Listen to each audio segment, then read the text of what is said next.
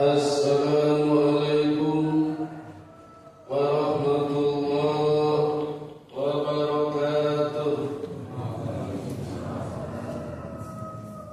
Sayyidatu Sa'adah Summalakil A'izzah Qubailal Bidayah Hayya bina nahmaduhu wa nasta'inuhu subhanahu wa ta'ala hamdan bila ghayah wa madhan bila nihayah.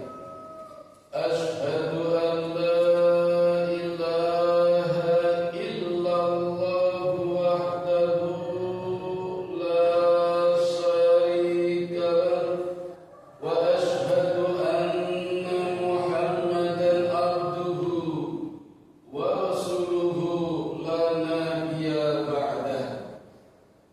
Bapak Ibu, saudara-saudara dan adik-adik jamaah Masjid Al-Huda yang dirahmati Allah, ada satu doa yang sangat bagus bila diamalkan di bulan Ramadan. Tidak di bulan Ramadan saja bagus, apalagi di bulan Ramadan. Monggo nanti bisa diamalkan setiap seusai sholat wajib. Saya sudah mengamalkannya sejak SMA. Saya SMA lulus tahun 86, berarti sudah berapa tahun? 14 tambah 40 tahun, subhanallah. Dan saya sudah banyak mendapatkan keajaibannya. Saya tidak perlu cerita keajaibannya apa, biar nanti Bapak Ibu yang merasakan sendiri. Karena keajaibannya berbeda-beda, pengalamannya juga nanti berbeda-beda. Kalau gagal, tidak usah cerita. Kalau berhasil, boleh cerita saya, boleh WA. Apa keajaibannya? Ini saya dapatkan dari guru agama saya. Sampai saya tidak tahu apakah sekarang tesis sugeng atau sudah meninggal. Nama guru saya Ibu Hajah Maskani Azizah. Guru agama saya perempuan. Namanya nama dengan saya, belakangnya Azizah.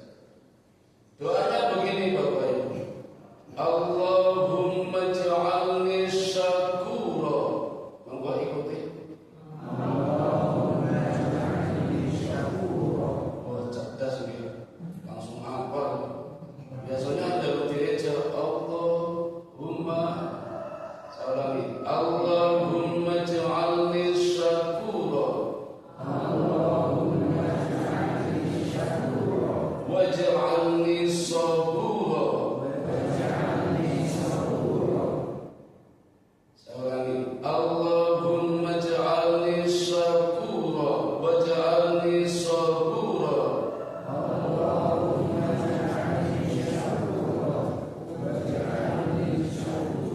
wa fi ainin saghira wa fi a'yunin nasi kabira.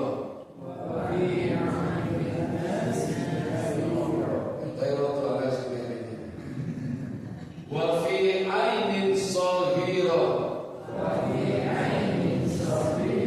wa fi a'yunin nasi. Nasinya soal nasi goreng maupun nasi langit. Wa fi a'yunin nasi kabira. Kenapa? Oh, nanti tak beda sinten yang menghafal. Nanti keluar di UAS, ujian akhir semester. Hari ini kelas 3 SMK mulai ujian praktek agama, ujian sholat jenazah. Tapi nggak ada yang mau jadi jenazah. Sholat praktek wudu, praktek baca Quran. Ironis nih, kenapa nggak hafalan dari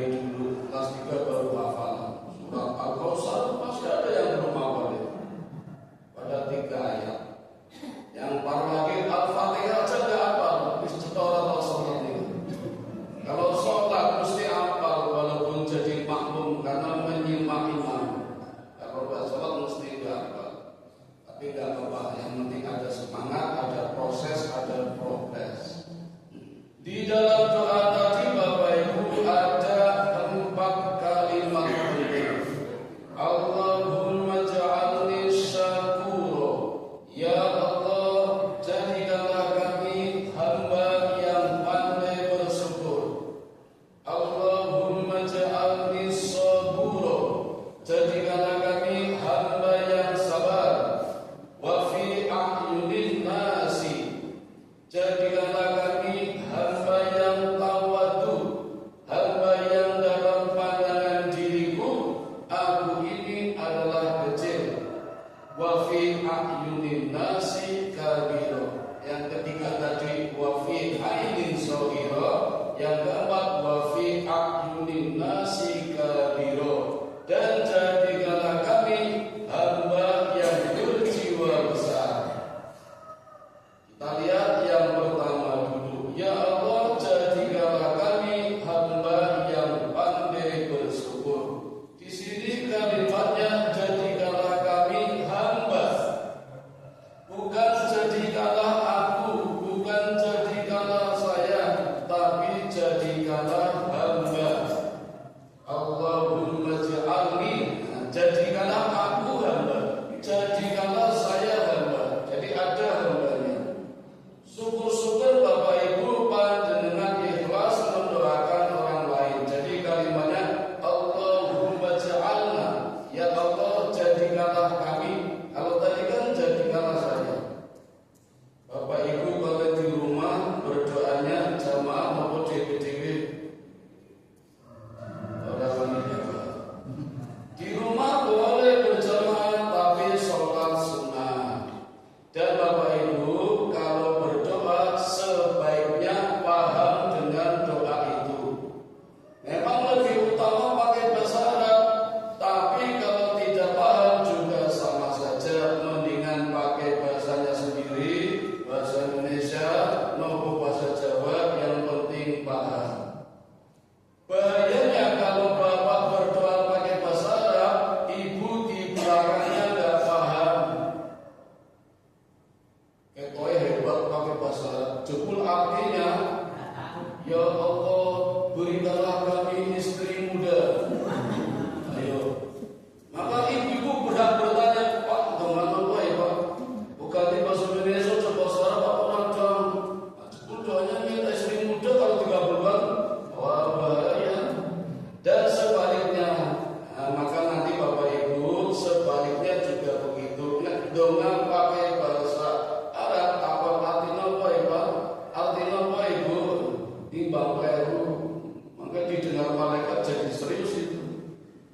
Di sini kalimatnya jadikanlah kami hamba. Hamba itu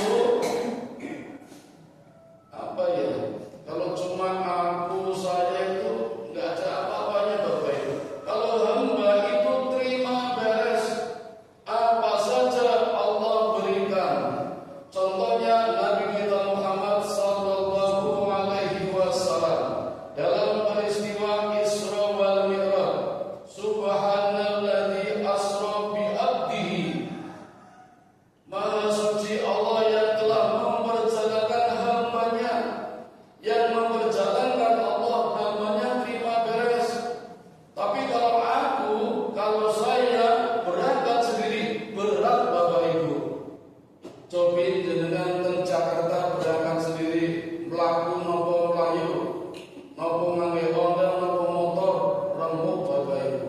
Tapi kalau diperjalankan pakai kereta, pakai bis, pakai travel, pakai pesawat, bisa sambil tidur di dalamnya. Itulah hamba terhormat, ada pramugarinya, menyuguhi dengan ramah, melayani karena hamba. Maka di sini kita perlu mohon kepada Allah, jadikanlah hamba. Nah, jadi hamba itu enggak sembarangan. Banyak orang mengaku hamba Allah. Bahkan ketika ngisi tis sumbangan, daftar infak hamba Allah. Kita dalam sumbangan ini mungkin ada ini yang sumbangan untuk donatur, donasi, buka bersama, apa iuran-iuran kadang ditulis hamba Allah, yang lain Sumarno, Sumarno. Ini hamba Allah. Jenis sing nyumbang zakat ana sing trimo hamba Allah. Kula centaken sing boten ngangge tulisan hamba Allah, niku hamba Allah boten. Sing jenenge Sumarni, niku hamba Allah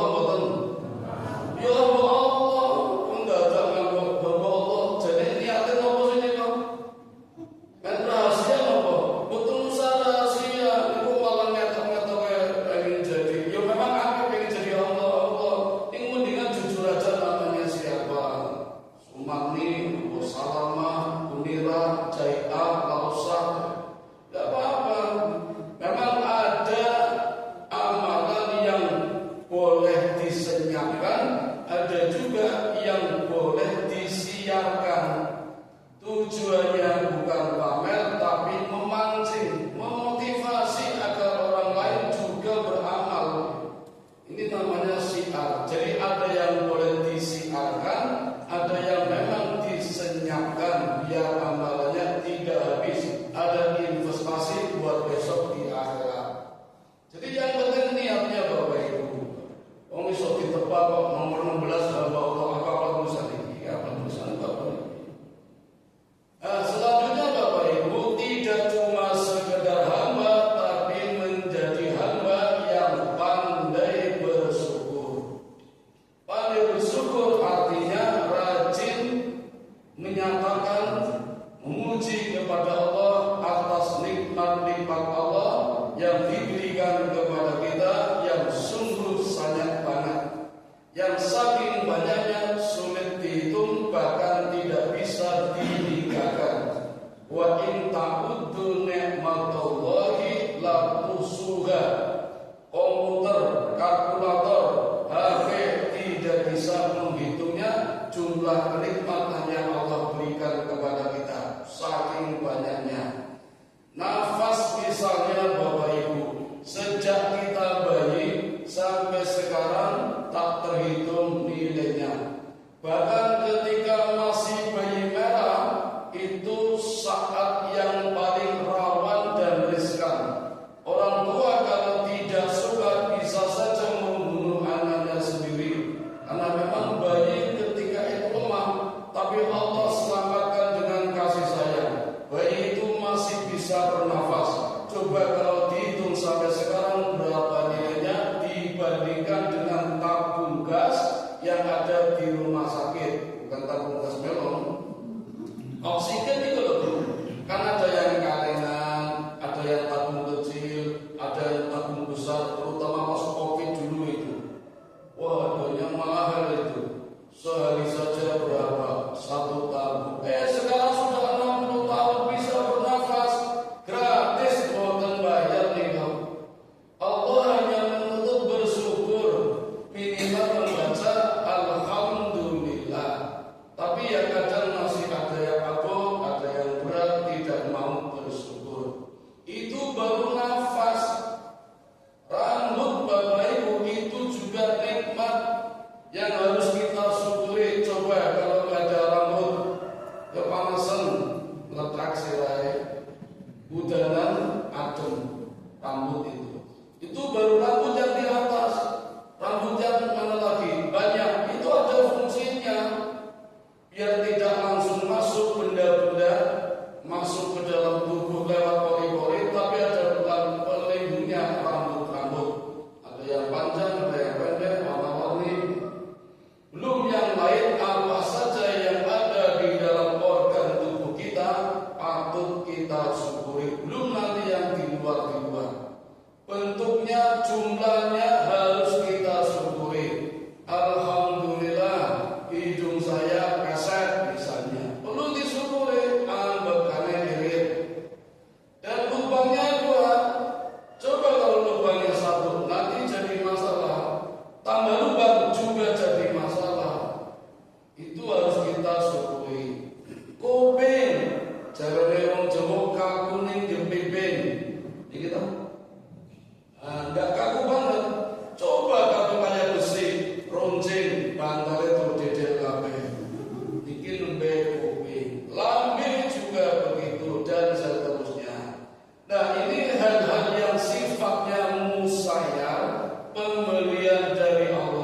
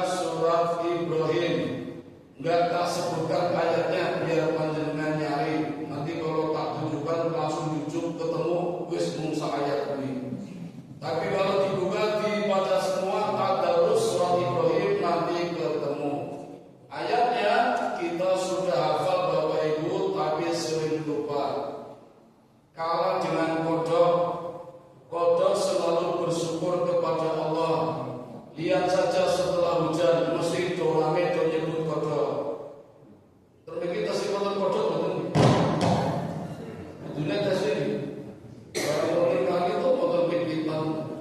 Kodok niku nek barudan domongi niku. La in syakartum la azidannakum wa la in kafartum. Itu ayatnya. Kita hafal Bapak Ibu, tapi kadang lalai. Kodok nggak pernah lalai. Cuma pendengaran kita saja nggak tajam. Jadi kadang seringnya dengannya dung. Padahal bersyukur. La in syakartum la azidannakum wa la in kafartum inna adabi lasyadid. Ujung ayat ini Bapak Ibu, wa la in kafartum inna adabi lasyadid. Barang siapa ingkar, kufur, tidak bersyukur, tidak berterima kasih, azab yang pedih. Coba Bapak Ibu, azab yang pedih berarti syukur itu wajib. Dan kalau kita bersyukur, Allah memberikan reward. Apa rewardnya? Akan ditambah nikmatnya. Barang siapa bersyukur, akan aku tambah nikmatnya, baik kuantitas maupun kualitasnya. Itulah yang namanya barokah. Tapi kalau tidak amanah berarti khianat.